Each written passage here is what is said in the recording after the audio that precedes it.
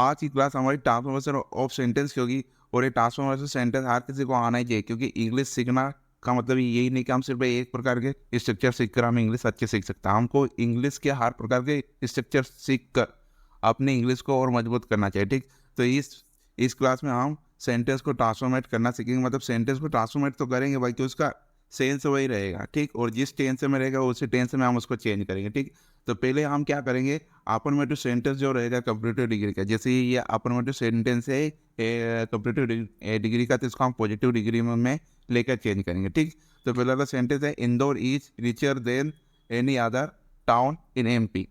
तो इसका इंडिया तो इंदौर मध्य प्रदेश किसी भी अन्य शहर से अधिक समृद्ध है। ठीक, तो इसको बनाएंगे। अब इसको कहाँ बनाएंगे, पॉजिटिव डिग्री में, तो लिखेंगे नो अदर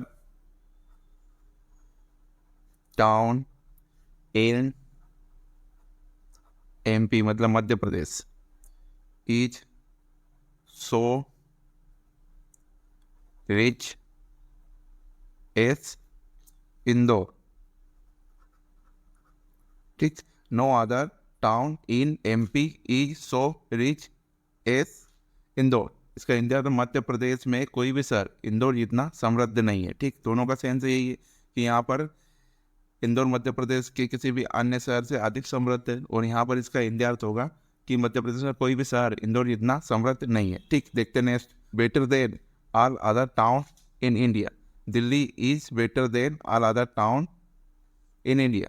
दिल्ली भारत के सभी शहरों में से बेहतर है। ठीक, अब इसको पढ़ाएंगे पॉजिटिव डिग्री से। ठीक, तो लिखेंगे no other town in India. ठीक, अब इसको is as good as Delhi.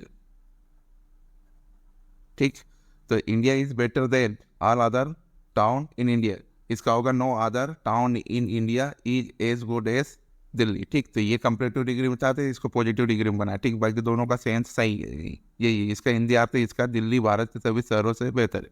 और इसका हिंदी अर्थ होगा भारत में कोई भी शहर दिल्ली जितना अच्छा नहीं है। ठीक, दिल्ली जितना अच्छा नहीं है। ठीक, ये कंपैरेटिव फॉर्म है डिग्री का, और ये पॉजिटिव फॉर्म है। ठीक, देखते हैं next, is heavier than most other metals. Gold is heavier than most other metals, इसका है सोना अन्य धातुओं की तुलना में अधिक भारी होता है।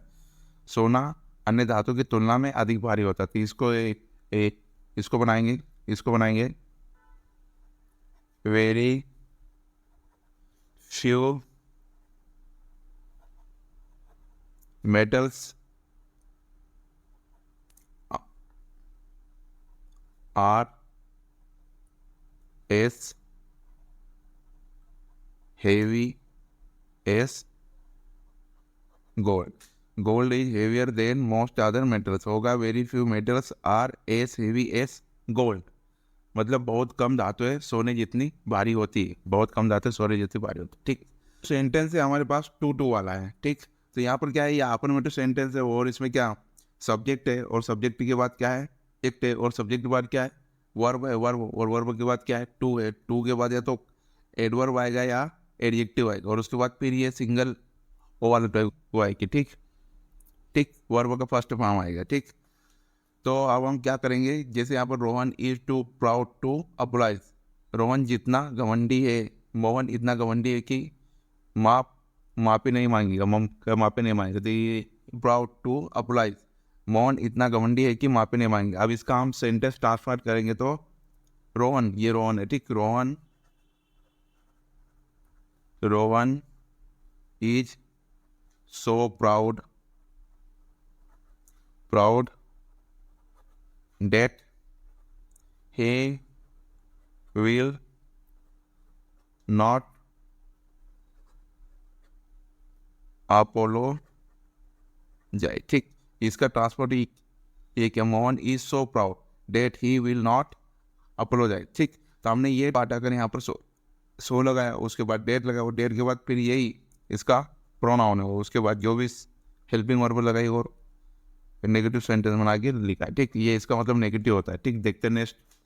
To honest to accept a bribe, he is too honest to accept a bribe, वह इतना ईमानदार है कि रिश्वत नहीं लेगा। या फिर उसका दूसरा भी है, वह रिश्वत लेने के लिए बहुत ईमानदार है। वो इतना ईमानदार है कि रिश्वत नहीं लेगा, या फिर वह रिश्वत लेने के लिए बहुत ईमानदार है, ठीक। तो इसको हम चेंज करेंगे, तो यहाँ पर भी लिखेंगे ही इज सो। अब इसको हटा कर लगे सो, फिर ये ऑनेस्ट ऑनेस्ट ऑनेस्ट, उसके बाद यहाँ पर लगाएंगे डेट डेट, फिर इसका अपन हेल्प, ये प्रोनाउन तो प्रोनाउन लिखेंगे ही, फिर helping verb will not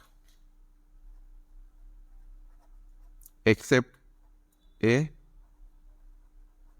bribe, वह इतना ईमानदार है कि वह रिश्वत नहीं लेगा, ठीक। ये उसका है, इसका और इसका इंडिया सेम होगा, ठीक।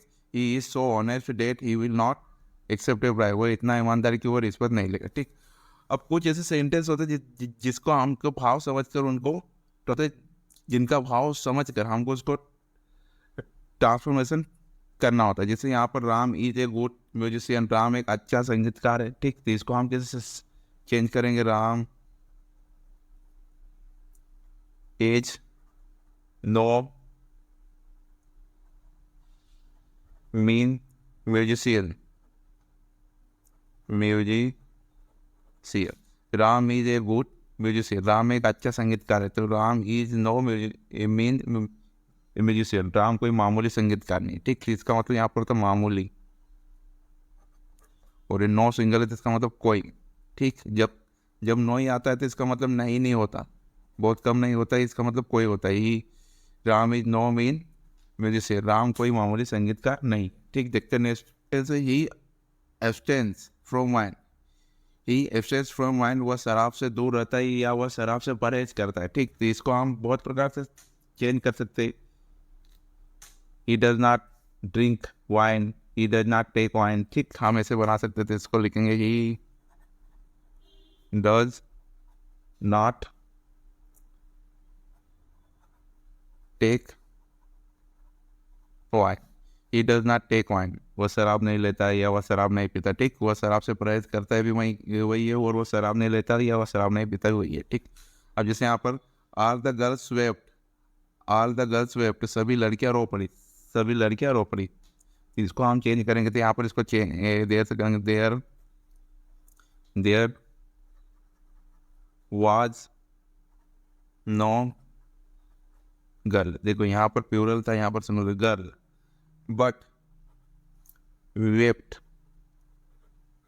ठीक। There was no girl but wept, ऐसी कोई लड़की नहीं जो रोई नहीं, ऐसी कोई लड़की नहीं जो रोई नहीं, ठीक। इसका मतलब, ठीक, ऐसी कोई लड़की नहीं जो रोई नहीं, ठीक। तो यहाँ पर जो हमने वाज लगाई ये पास्ट का था, तो यहाँ पर वाज लगाई, ये हेल्पिंग वर्ब, ठीक, और वेप्ट, ठीक। Thanks for watching and subscribe.